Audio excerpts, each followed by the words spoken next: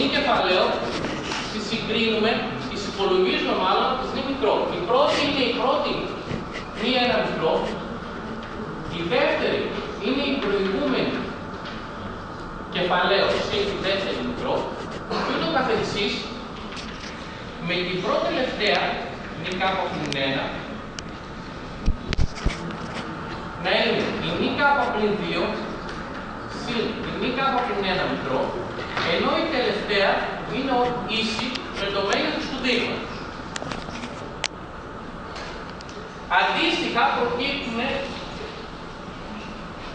η FI κεφαλαίο της FI μικρό. Η πρώτη είναι η πρώτη FI μικρό, η δεύτερη είναι η προηγούμενη συν 2.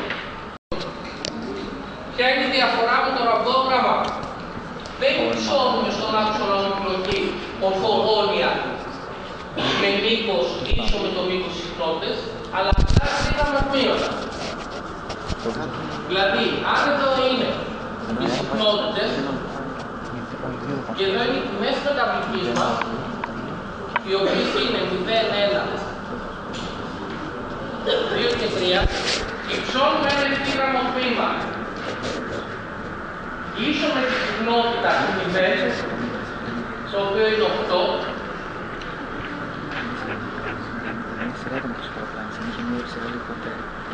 ίσο με τη συχνότητα του 1 που είναι 22,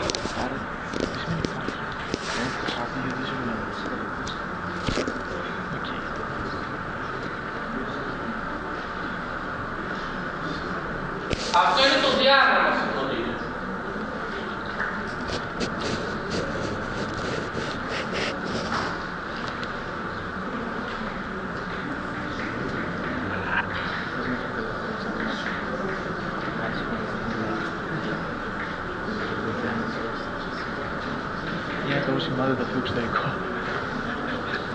Το λεγόμενο πολύγωνο συχνοτήτων προκύπτει πολύ εύκολα από το διάγραμμα, αλλά θα το κάνω σε διαφορετικό γράφημα.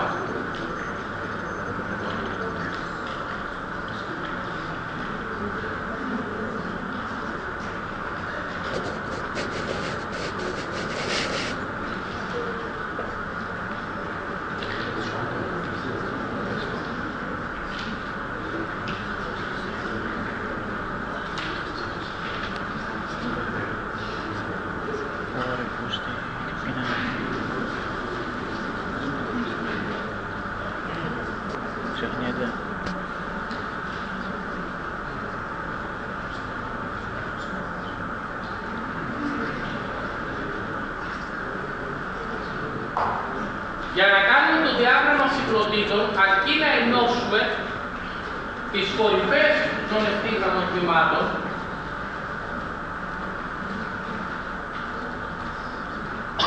δηλαδή να δημιουργήσουμε αυτό με το πολύγωνο και να σβήσουμε τις ενδιάμεσες γραμμές.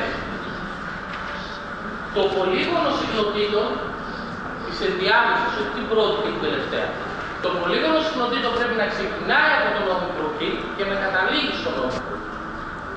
Γι' αυτό και δεν σβήνουμε την πρώτη και την τελευταία, το πρώτο και το τελευταίο ευθύγραμμο τμήμα.